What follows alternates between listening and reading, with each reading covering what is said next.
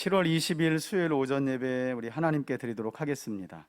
우리 찬송가 368장 주 예수여 은혜를 충만케 하옵소서, 이 찬양 함께 부르면서 주님께로 나아갑니다. 하나님께서 부어주실 충만한 은혜를 기대하며 함께 찬송 부릅시다.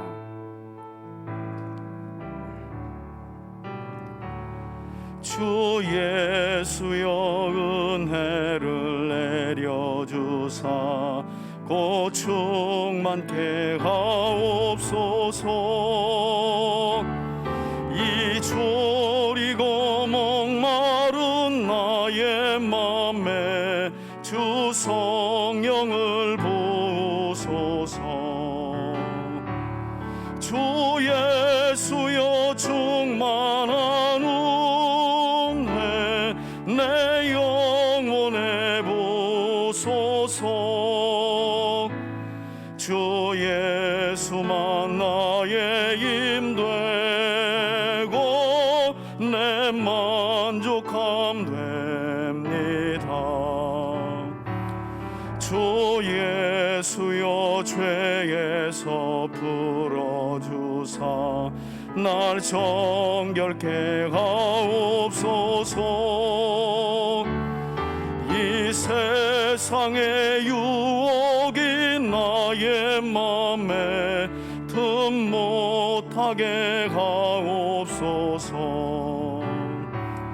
주 예수여 충만한 은혜 내 영혼에 부소서. 주 예수만 나의 힘되고 내 만족함 됩니다. 옛 야곱이 천사와 씨름하던 그 믿음을 주옵소서. 이 세상의 물결이 흉흉해도 날 평안케 하옵소서. 아멘.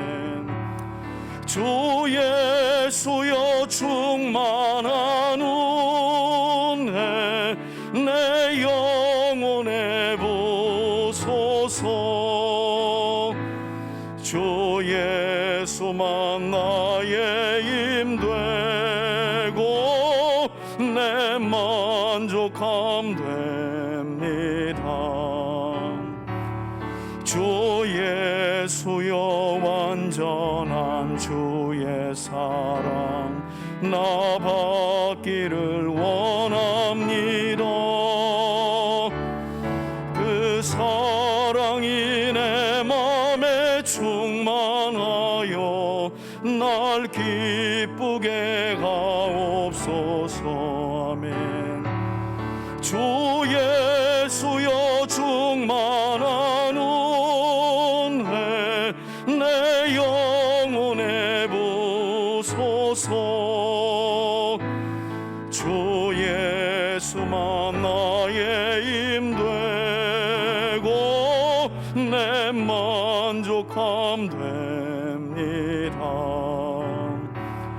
내 마음에 임하신 주의 성령 늘 계실 줄 믿습니다. 그 은사를 나에게 부어주사 주 섬기게 하옵소서. 주 예수여 충만한 은혜 내 영혼에 부소서. 주 예수만 나의 힘되고 내 만족함 돼. 우리 4, 5절 한 번 더 부릅니다. 주 예수여 주 예수여 완전한 주의 사랑 나 받기를 원합니다. 그 사랑이 내 맘에 충만하여 날 기쁘게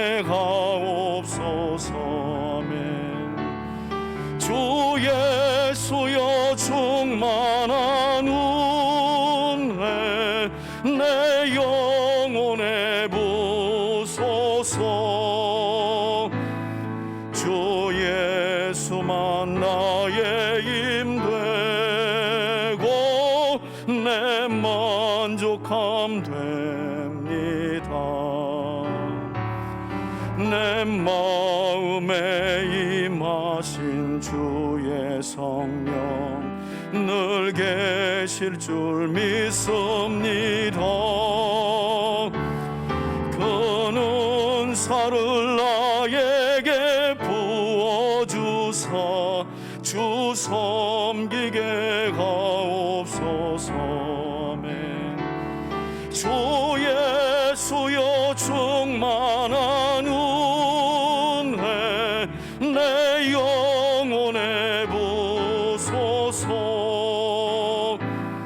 주 예수만 나의 힘되고 내 만족함 됩니다. 아멘. 예배하는 저와 여러분들에게 주님이 충만한 은혜와 만족함을 주실 줄 믿습니다. 우리 337장 내 모든 시험 무거운 짐을, 혹여라도 이 시간 마음에 근심과 염려가 있으신 분들은 우리 찬송의 가사를 잘 생각하면서 주님의 십자가 사랑 앞에 그 무거운 짐을 내려놓는 마음으로 우리 함께 찬양하길 원합니다. 내 모든 시험 무거운 짐을, 내 모든 시험 무거운 짐을 주 예수 앞에 아뢰이면 근심에 쌓인 날 돌아보사 내 근심 모두 맡으시네. 무거운 짐을 나 홀로 지고 견디다 못해 쓰러질 때 불쌍히 여겨 구원해 주리.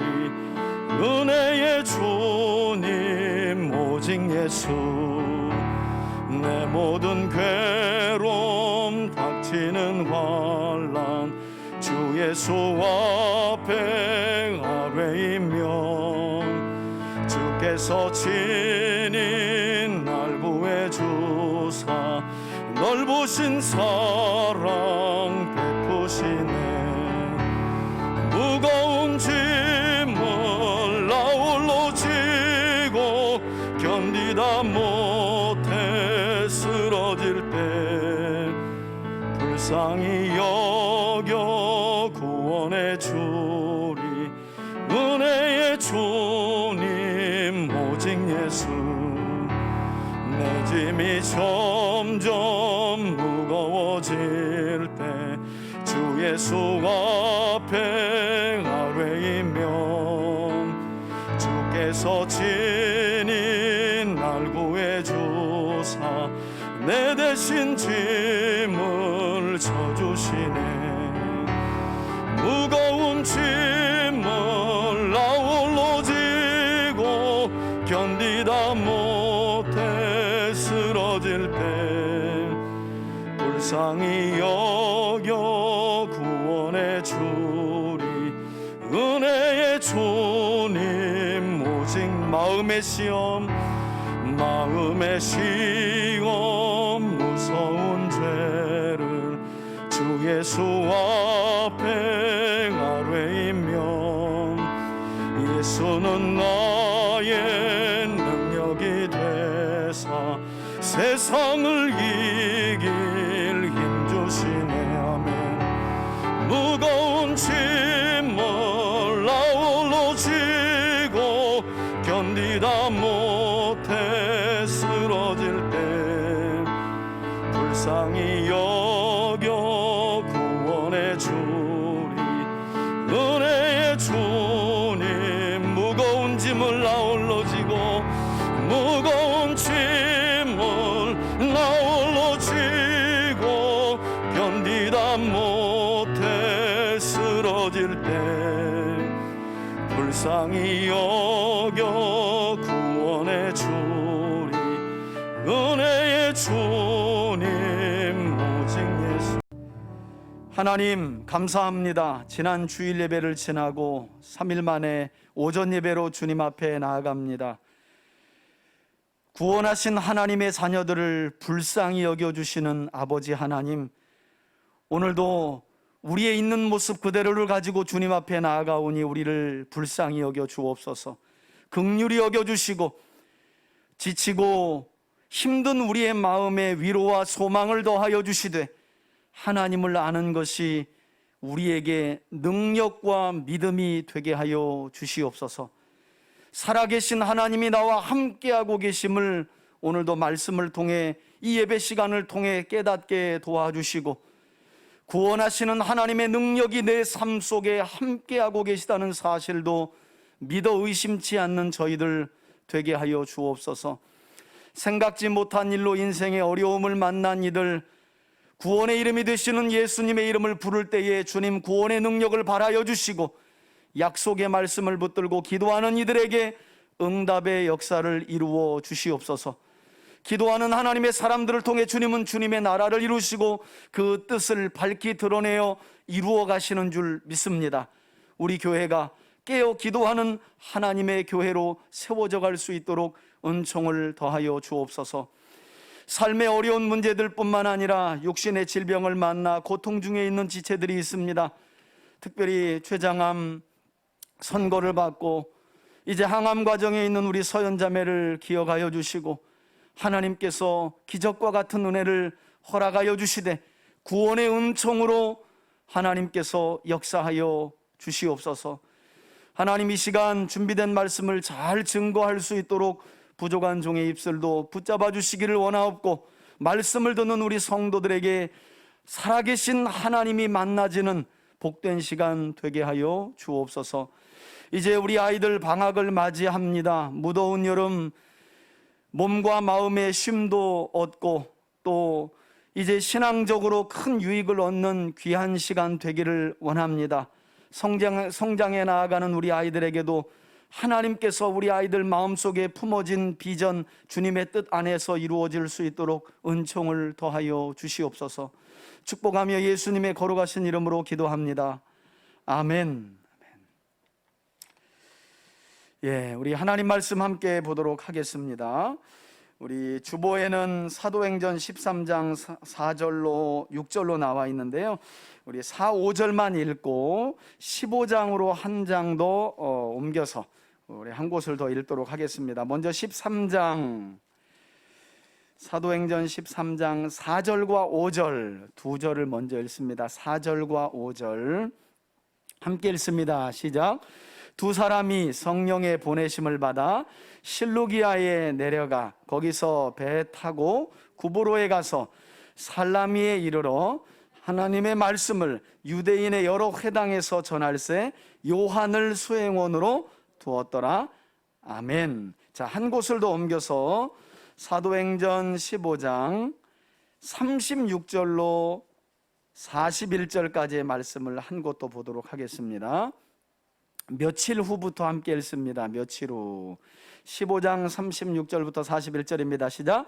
며칠 후 바울이 바나바더러 말하되 우리가 주의 말씀을 전한 각 성회로 가서 다시 형제들이 어떠한가 방문하자 하고, 바나바는 마가라 하는 요한도 데리고 가고자 하나 바울은 밤빌리아에서 자기들을 떠나 함께 일하러 가지 아니한 자를 데리고 가는 것이 옳지 않다 하여 서로 심히 다투어 피차 갈라서니, 바나바는 마가를 데리고 배를 타고 구브로로 가고 바울은 실라를 택한 후에 형제들에게 주의 은혜의 부탁함을 받고 떠나 수리아와 길리기아로 다니며 교회들을 견고하게 하니라. 아멘. 아멘. 여러분, 오늘 우리가 함께 신약 성경 안에서 29번째로 함께 살펴볼 인물은 바로 요한 마가라는 인물입니다. 누구라고요? 요한 마가 또는 마가 요한 이렇게도 부릅니다. 여러분, 마가 요한 하면 우리가 두 가지로 마가 요한을 기억합니다. 첫 번째는 신약 성경을 가장 먼저 펴면 복음서 4권이 나오는데 마태, 마가, 누가, 요한복음이 나오는데 두 번째 복음서인 마가복음을 기록한 인물이 바로 이 마가 요한입니다. 뿐만 아니라 우리가 잘 아는 사도행전 서두에 나오는 오순절의 성령이 강림하는 사건, 보통 이제 학자들은 이 오순절 성령이 임한 장소를 가리켜 마가의 다락방이라 이렇게 부릅니다. 그래서 마가 요한 하면 크게 두 가지 일과 관련이 돼 있어요. 마가복음을 기록한 인물이고 오순절의 성령이 임한 장소가 누구의 집이었다고요? 마가. 여러분, 사실 신약 성경 안에서 복음서 하면 얼마나 중요합니까? 그리고 예수님의 공생의 사역에서 이제 성령님이 오시게 되는 사건의 현장이 마가의 집이었다면, 요한 마가는 사실 신약 성경에 여러 중요한 인물들이 나오지만 그런 관점에서 본다면 마가 요한은 정말 중요한 인물이 아닐 수 없어요. 그런데 이처럼 중요한 인물이지만 그 일어난 관련된 사건에 비해서는 요한 마가가 잘 알려지지 않은 인물이기도 해요. 먼저 그의 이름을 좀 살펴보면요, 마가라는 이름은 로마식 이름인데요, 비추다라는 뜻을 가졌어요. 비추다.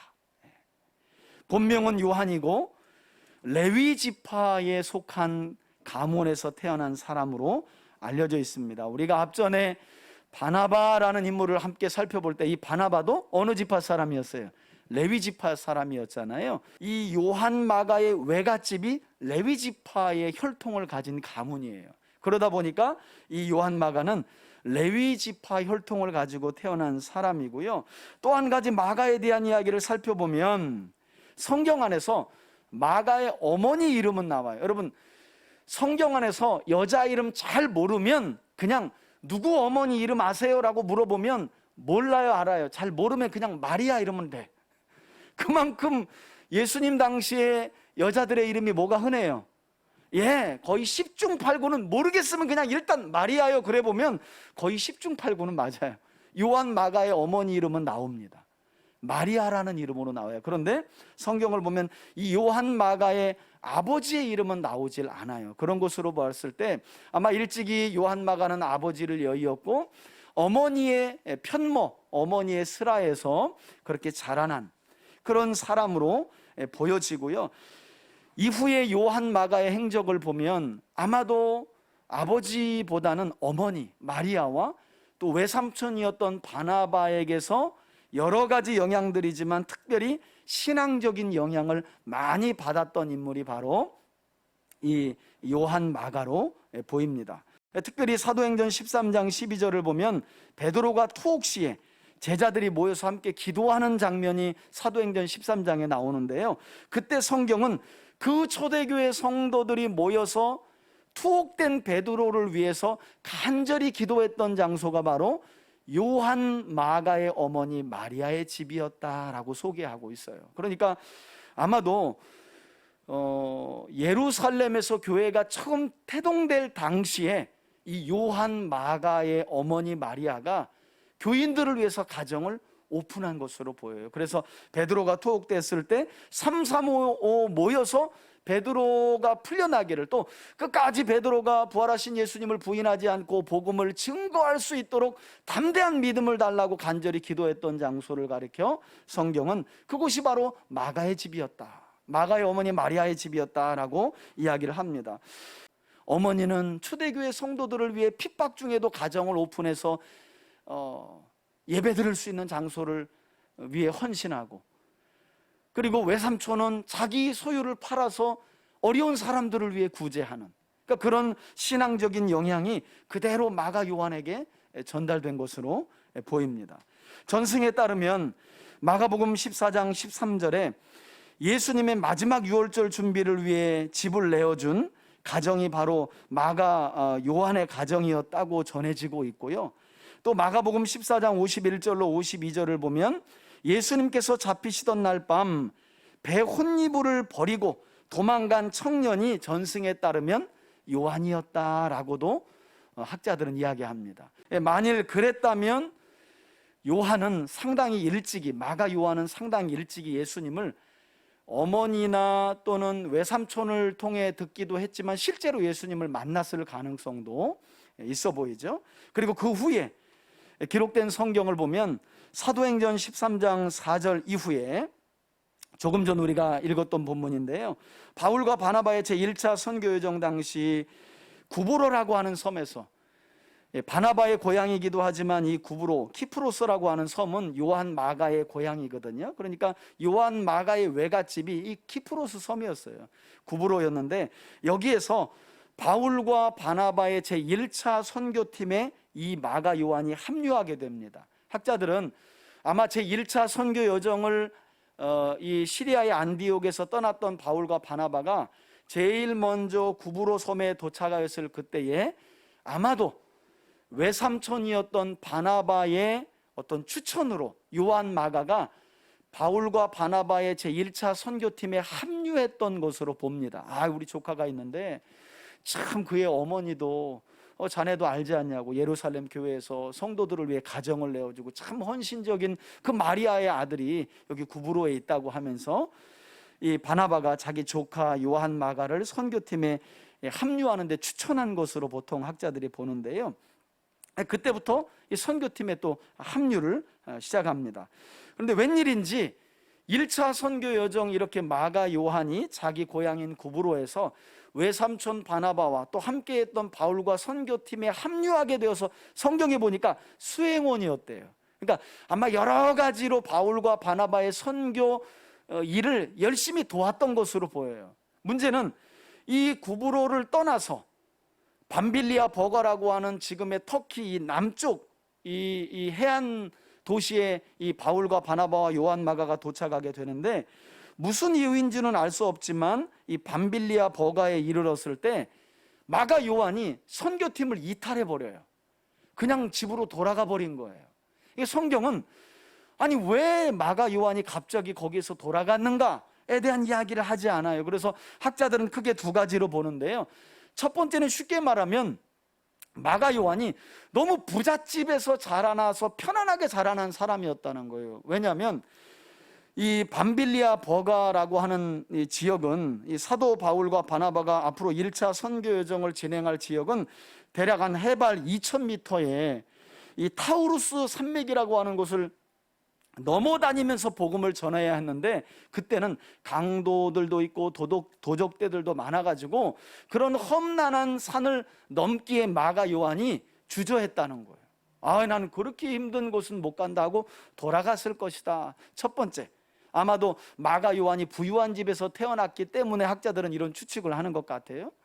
그러나 그보다는 더 많은 학자들이 어떤 이야기를 하냐면, 곱게 자라서 힘든 선교 여정을 감당하지 못하고 돌아갔을 수도 있지만 이후에 바울의 서신서들을 보면 아마도 마가 요한은 예수 그리스도를 메시아로 구세주로 믿지만 할례를 고집했던 할례당에 속하는 사람이었을 것으로 보기도 합니다. 예수님 당시에 예수님을 메시아로 믿어 성도가 된 사람들 중에 할례파들이 있었거든요. 뭐냐면 구원은 하나님의 아들 예수님을 믿어 우리에게 주어지지만 아브라함 때부터 내려오는 할례는 예수를 믿고 구원받은 자들도 할례는 받아야 된다. 이런 주장을 했던 사람들이 바로 할례파였는데 요한 마가가 바로 그런 할례파였을 것이다 라고 학자들은 주장을 해요. 그래서 같이 선교팀에 합류해서 사도 바울과 바나바가 복음을 전하며 선교하는 과정 중에 함께 보니까 마가 요한의 마음이 자꾸 무거워지는 거예요. 왜? 아니 바울이 예수 그리스도에 관한 복음을 전하고 그 복음을 믿는 사람들에게 세례를 막 주는 거예요. 그 세례 주고 이제 할례도 요구하겠지 그랬는데 바울과 바나바가 할례 이야기를 하지 않은 거야. 전혀 하지 않는 거예요. 그게 이제 요한 마가의 마음에 무거움을 가져온 거예요. 아니 예수를 믿고 구원은 받지만 아브라함 때부터 내려오는 전통인 할례는 받아야 되는데 왜 바울이 할례 이야기를 하질 않지? 그래서 돌아왔다는 거예요. 크게 이 두 가지 이유 때문에, 두 가지 이유 중에 하나 때문에 마가 요한이 제1차 선교 여정 중에 중도 하차하고 돌아왔을 것이라고 학자들은 이야기하는데요, 이로 인해서 오늘 우리가 함께 읽었던 두 번째 본문인 사도행전 15장의 본문을 보면 바울과 바나바가 예루살렘 총회가 있고 난 이후에 2차 선교 여정을 떠날 때 역시 바나바가 누굴 데리고 가려고 그래요? 1차 때 중도에 돌아가긴 했지만 요한 마가를 또 합류시켜서 2차 선교 여정을 진행하려고 하는데 누가 이 일을 반대했다고요? 바울이 반대한 거예요. 여러분, 오늘날도 우리 지금 이진욱 선교사님도 보니까 필리핀에 이 코로나 상황 중에도 선교팀들이 지금 필리핀에 와서 원주민 교회를 돕고 또 원주민 교회들의 구제도 하면서 또 복음도 전하고 여름 성경학교 같은 것도 거기서 진행한다고 지금 연락을 해왔던데, 여러분 어떤 일정이든지요, 이게 선교 일정은 해외 나가고 또 타 지역에서 하는 거기 때문에 상당히 긴장들을 많이 할 수밖에 없어요. 더구나 지금은 그런 큰 위협이 없지만 그 당시로서는 매우 위험한 상황이었는데 복음을 전하는 중에 책임감 없이 중간에 돌아가 버렸다. 그러니 바울은 요한 마가가 2차 선교 여정에 함께하는 것을 또다시 반대할 수밖에 없었던 거죠. 그런데 이때 바나바가 나서서 이제 요한이 할례를 고집했던 거 1차 선교 여정 중에 제 맘대로 선교 내팽개치고 돌아간 거 잘못했다고 말하면서 이제 그렇게 하지 않겠다 하니, 바울 자네가 용납하고 요한을 또 다시 데리고 가면서 함께 가세. 그런데 바울이 그 바나바의 의견을 받아들이질 않는 거예요. 이것 때문에 오늘 성경에 보니까 이 바울과 바나바 사이에 심히 뭐가 일어났대요? 다투었다 그러잖아요. 심히 다투었다고. 저는 누구보다도 이제까지는 그런 생각을 안 해봤는데, 마가 요한을 놓고 바울과 바나바를 보니까 이제까지만 해도 선교를 위해서 참 뜨거운 열정을 가지고 바울과 바나바가 의견 일치가 안 돼가지고 좀 심히 다퉜겠구나, 뭐 이 정도 생각을 했는데, 지금 그 중간에 누가 있어요? 이 마가 요한이 얼마나 참 심적으로 힘들었을까. 외삼촌인 바나바는 마가 요한을 데려가자 하고 바울은 죽어도 안 된다고 말하고, 그러니 중간에 낀 요한이 얼마나, 더군다나 마가 요한의 외삼촌인 바나바는요 그렇게 혈기를 부리는 그런 스타일이 아니에요. 이름 자체가 바나바, 위로자, 권면하는 사람. 늘 자기 외삼촌인 바나바는 누군가를 만나면 위로하고 권면하고 힘을 주는 사람인데, 그날따라 자기 때문에 바울과 막 눈에서 레이저가 막 와가면서 심히 다투는 그 광경 때문에 요한 마가가 상당히 좀 뻘쭘했을 거예요. 오늘은 요한 마가를 두고 그 상황을 보니까 마가 요한이 얼마나 참 안절부절했을까. 자기 때문에 이 기독교의 양대 거장이 지금 붙어가지고 데려가냐 마냐를 놓고 싸우고 있으니 얼마나 요한 마가가 심적으로 힘들었겠어요. 결국 나중에 보면 합의가 안 되어가지고 바나바는 요한 마가를 데리고 역시 구브로, 1차 선교 여정 때 처음 갔던 구브로로 가고요. 이제 바울은 신라와 함께 자기 고향인 길리기아 다소 쪽으로 해가지고 터키 쪽으로 선교 여정을 가면서 2차 선교 여정 때부터는 바울과 바나바가 이렇게 나누어지게 되는, 나중에 기록된 성경을 보면 이때 바울보다는 바나바가 조금 더 지혜로운, 이 바나바의 행동이 좀 더 지혜로운 행동으로 성경은 기록을 하고 있어요. 그래서 이때 바나바가 자기 조카였으니까 무조건 데리고 가자 그러지는 않았을 거예요. 그런데 이 바나바라는 사람이 워낙 사람의 실수도 다시 한번 잘 감싸주고, 그래서 위로하고 권면하고 잘 세워주는 사람이기 때문에 이때 바나바가 만일 마가 요한을 함께 선교 여정을 가지 않았다면 우린 이후에 마가복음이라든지 또 요한 마가가 나중에 보면 베드로의 수행원으로 또 활동을 하는데, 그런 마가의 활약을 볼 수 없는. 그러니까 여러분, 사람 하나 잘 세워놓는 게 얼마나 중요한지 몰라요. 이때 바울이 그 자식 말이야, 책임감 없이 선교 여정 중에 지 맘대로 돌아가. 두 번째는 그놈하고 못 간다고. 만약에 그 이야기를 바나바가 수용하고 그래 그러면 빼고 가지 하고 만약에 마가 요한을 그냥 영원히 배제했으면 우리 손에는 복음서 3권밖에는 들려지지 않았을 거예요. 그런데 워낙 바나바가 위로의 사람, 교회는 참 그런 사람들이 많아야 돼요. 힘들고 어려운 사람들을 위로하고 권면하고 함께 기도해주고 눈물을 닦아주는 그런 사람. 여러분, 그 곁에 마가가 훗날 마가복음을 기록했다니까요. 이것이 끝이 아니죠. 전승에 따르면 바나바는 결국 마가와 함께 자기 고향 구부로 가서 복음을 전하다가 순교했다고 전해지는데요.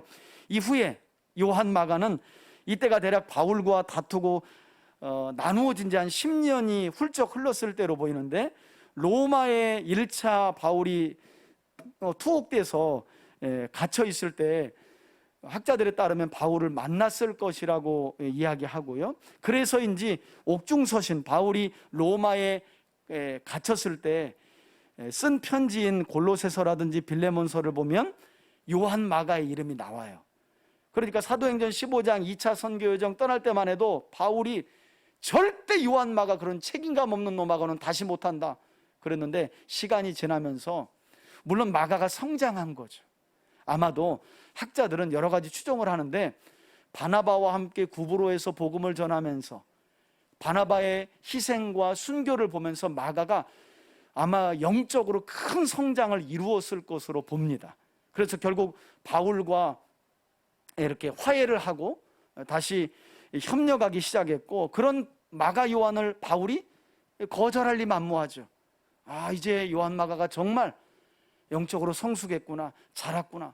그래서 옥중서신을 쓸 때 보니까 뭐라고 이야기하냐면 마가를 환대하라 그래요. 바울이 이렇게 써요.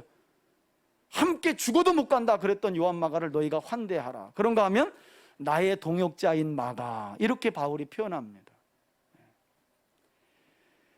그리고 이때는 바울 자신도 온전히 세워진 마가를 자신의 진정한 동역자로 인정을 하게 되는데, 뿐만 아니라 디모데후서 4장 11절에서 바울은 마지막 순교 직전에 디모데와 함께 마가를 그리워하면서 뭐라고 이야기하느냐. 여러분, 디모데후서 하면 바울이 순교하기 직전에 쓴 편지인데, 거기에서 바울은 요한 마가에 대해서 이렇게 얘기합니다.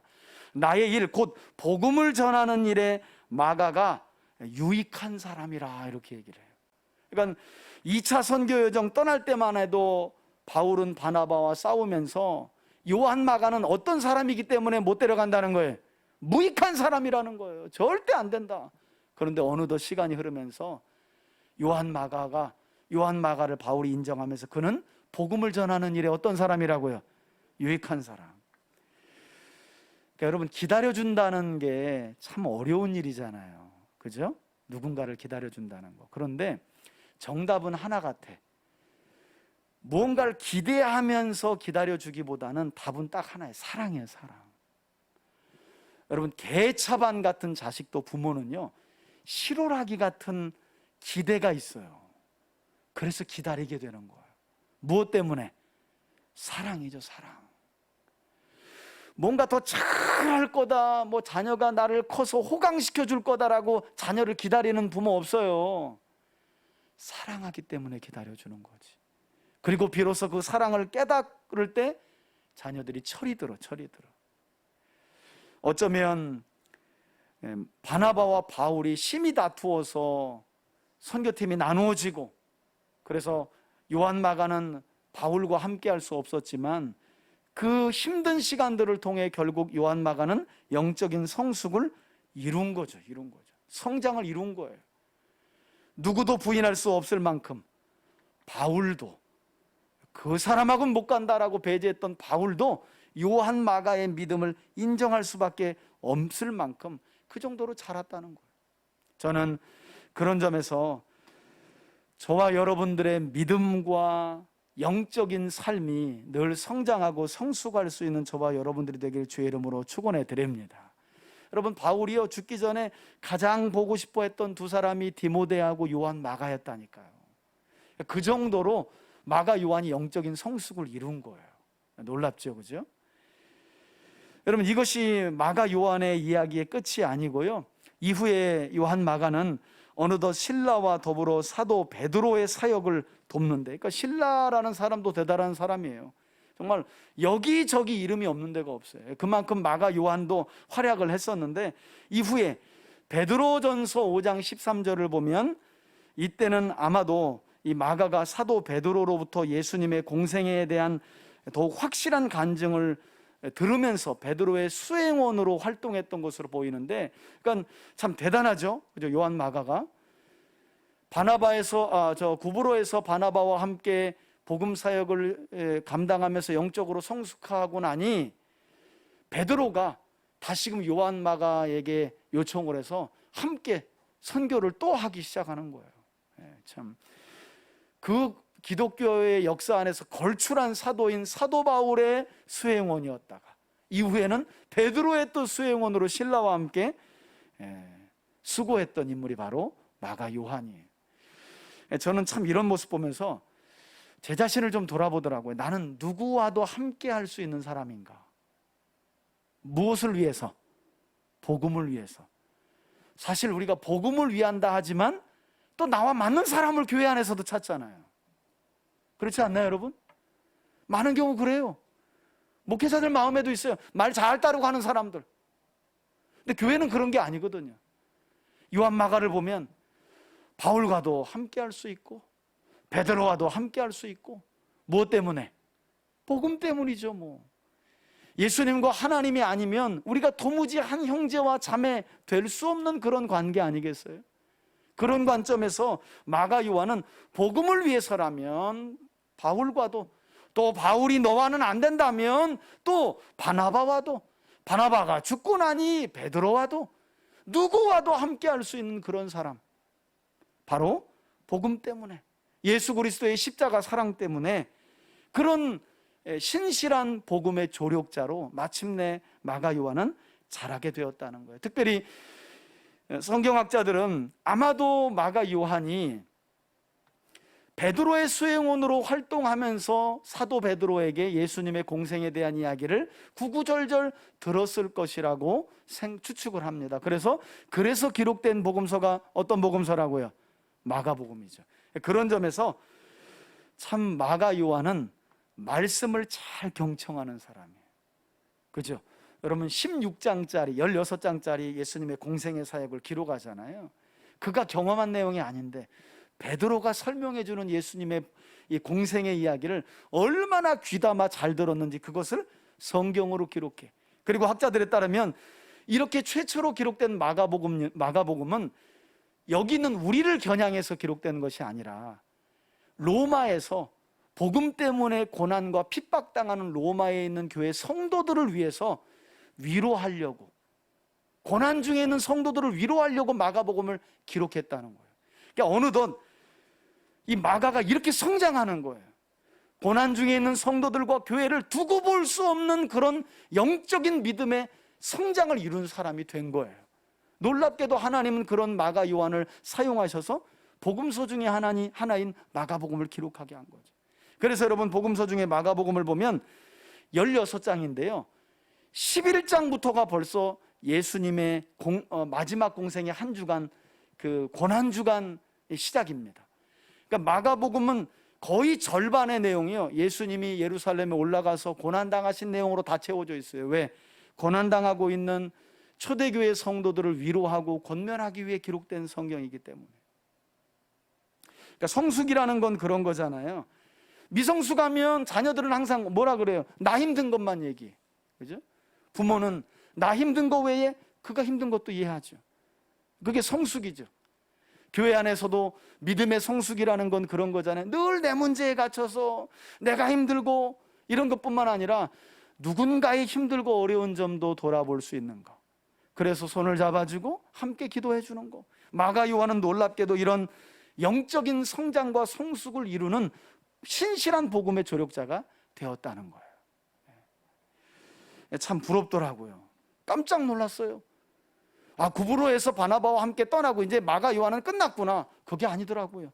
어느덧 베드로의 수행원으로. 그러니까 여러분 우리 그런 거 있잖아요. 참 대단한 게, 그러니까 복음을 위해서라면 그 자리가 주연이든 조연이든 상관없는 거예요. 그냥 하나님의 나라가 이루어진다라면 누구와도 손잡을 수 있는 거예요. 나하고 맞는 사람이든 안 맞는 사람이든 함께. 왜? 이루어지는 것은 주의 일이니, 사도 바울의 말처럼, 고백처럼 전파되는 것은 그리스도이니 나는 기쁘고 또한 기뻐하노라. 이 믿음으로 마가 요한도 자라난 거죠. 자라난 거예요.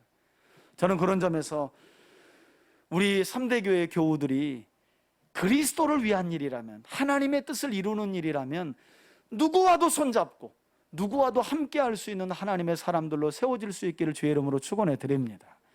그게 마가 요한의 삶이었어요. 마가 요한의 삶. 여러분, 이처럼 마가 요한은 예수님의 공생의 어쩌면 전승이긴 하지만 마지막에 이 겉옷을 버리고 도망간 사람이 만약에 마가 요한이었다면, 그리고 사도 바울과 함께 선교 여정하면서 그것이 힘든 여정이어서 도망간 마가 요한, 또는 할례를 고집한 것 때문에 도망갔던 마가 요한, 이렇게 실수가 많고 자기 신념을 잘 내려놓지 못했던 마가 요한에서 결국에는 사도 바울도 인정할 만큼 복음과 하나님 나라의 유익한 믿음의 사람으로, 신실한 복음의 조력자로 세워졌다는 거예요. 세워졌다는 거예요. 사람이 참 그래서 어려움이 필요한가 봐요. 고난도 때때로 유익인가 봐요. 바울과 헤어지는, 아마 요한 마가는 상처를 많이 받았을 거예요. 저 죽어도 너랑은 못 간다고 여러분 그래 보세요. 아니, 생각해 보시라고. 우리에게는 뭐 그렇지 않지만, 아니, 성지순례에 우리가 가려고 하는데, 목사님 그분 가요 안 가요? 그분도 가는데요. 저는 그분하고는 못 가요. 여러분, 만약에 이런다 그러면 그걸 또 그분이 당사자가 알아. 그럼 그게 얼마나 상처가 되겠어요. 그럼에도 불구하고 결국 마가 요한은 영적인 성장과 성숙을 이루어서 어느덧 구브로에서 바나바의 수행원으로 활동하고, 순교한 이후에는 또 베드로의 수행원이 되어서 어디든 하나님의 뜻이 이루어지는 곳이 있다면 기쁜 거예요. 저는 그런 좀 통큰 믿음으로 저와 여러분들이 자라갔으면 좋겠어요. 우리 믿음의 성장을 이루기 위해서. 여러분, 마가의 모습을 보면서 마가야말로 어쩌면 이런 연약한 모습을 가진 우리와 가장 흡사하고 동일한 인물이 아닌가 하는 생각도 해보는데요. 그럼에도 불구하고 주님께서, 또 바울이 나중에 인정할 수밖에 없었던 건 그가 영적인 성장과 성숙을 이루고 하나님 나라를 위해, 복음을 위해 유익한 사람으로 세워졌기 때문이라는 거죠. 저는 그런 점에서 오늘 마가 요한의 삶을 저와 여러분들의 마음에 좀 잘 새겨서, 여러분, 주님을 위해서 좀 그렇게 사셨으면 좋겠어요. 주님을 위해서. 지금까지 어떻게 살아오셨던지 상관없이요, 우리가 죽는 그때는 저 사람은 진짜 복음을 위해 유익한 사람이었어. 여러분, 이런 칭찬만큼 기독교인들에게 가장 영광스럽고 복이 될 만한 칭찬이 어디 있을까요? 그죠? 저 사람은 할 거 다 했어. 신앙생활하면서. 그게 아니라 저 사람은 하나님 나라와 모든 사람을 위해서 참 유익한 사람으로 살아갔어. 저는 그런 삶을 좀 살았으면 좋겠어요. 그런 점에서 마가 요한의 삶이 우리에게 참 많은 도전을 줘요. 여러분, 때때로 주의 일을 하다 보면 사람과의 맞지 않은 것 때문에요, 이렇게 바울과 바나바처럼 나눠질 수도 있어요. 그건 과정이잖아요. 그죠? 근데 끝까지 나눠. 끝까지 너하고 나는 안 맞아. 이건 그 자체가 미성숙함의 드러남이죠. 성숙함이라는 건 자기 생각을 내려놓고 주님의 뜻이 이루어진다면 가서 손을 보탤 수 있는 거예요. 저는 꼭 교회 일만 그렇지 않습니다, 여러분. 직장 가면 어때요? 직장 가도 파가 나누어져 있어요. 여러분, 사람이 있는 곳은요, 모두가 다 나누어져 있어요. 그때 3대 교회 다니는 아무개가, 저 사람은 자기 파나 편이 없어. 그냥 그것이 직장이라면, 직장에 유익한 일이라면 나하고 반대되고 평소에 또 내 욕까지 하는 사람이야. 그래도 가서 손을 얹어주는 거예요, 그 일에. 거기에서 복음의 가치와 영광이 드러나지 않겠어요? 정말 다른 하나님을 믿고 있구나 라는 인정을 받지 않을까요? 저는 그런 점에서 우리가 지난날을 돌아보고 다시 한번 마가 요한의 이 삶을 본받아서, 과정은 우리 항상 지금도 과정이에요. 지금은 중요하지 않아요. 앞으로가 더 중요해요. 복음을 위해 하나님 나라의 유익한 사람으로, 또 모든 사람들에게 유익한 하나님의 사람들로 자라가고 성장하고 성숙해낼 수 있는, 여러분 마가 요한도요 자기가 고집했던 거 내려놓지 않았다면 이런 성장과 성숙 없습니다. 끝까지 만약에 마가 요한이 난 할래 아니면 안 된다 고집했더라면요, 마가 요한은요 그냥 구부로 섬에서 모든 선교 사역을 끝냈을 거예요. 베드로가 받아줄 수가 없죠. 베드로가 함께 할 수 없죠. 이후에 어떻게 할례를 고집하는 마가 요한을 그의 수행원으로 받아들일 수가 있겠어요. 그런데 예루살렘 총회에서 결정된 교회의 결정 내용, 성령과 교회가 결정한 그 내용, 이방인들이 교회에 올 경우에는 음행하지 말고, 목매어 죽인 거 먹지 말고, 피째 먹지 말고, 우상에게 바쳐진 거 먹지 말고, 이 정도 하지 말라고 권하면 됐다라고 하는, 여기 할례는 안 들어가거든요. 그러니까 요한마가가 그것을 그대로 수용한 거예요. 자기 신념과 다르더라도 하나님 말씀이 그렇고 사도가 그렇게 가르치니 순종하는 거예요. 그런 내려놓는 마음이 있었기 때문에 이후에 정말 그 놀라운 사도 베드로의 수행원으로, 그리고 그에게서 복음을 듣고 그 성령의 감동하에 마가복음까지 기록을 해내잖아요. 저는 그런 마가 요한의 삶이 저와 여러분들에게 도전이 되어서 저와 여러분들의 삶도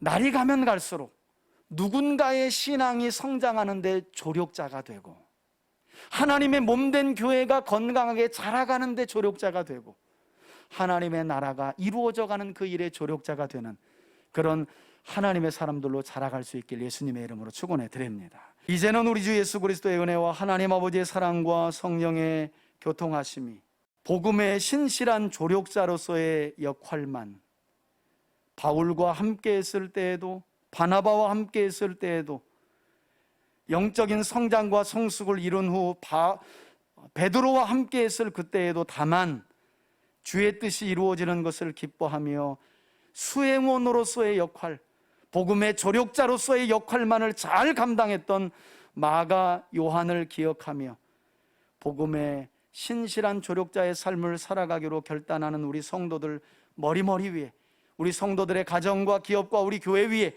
이제부터 영원토록 함께 계실지어다. 아멘.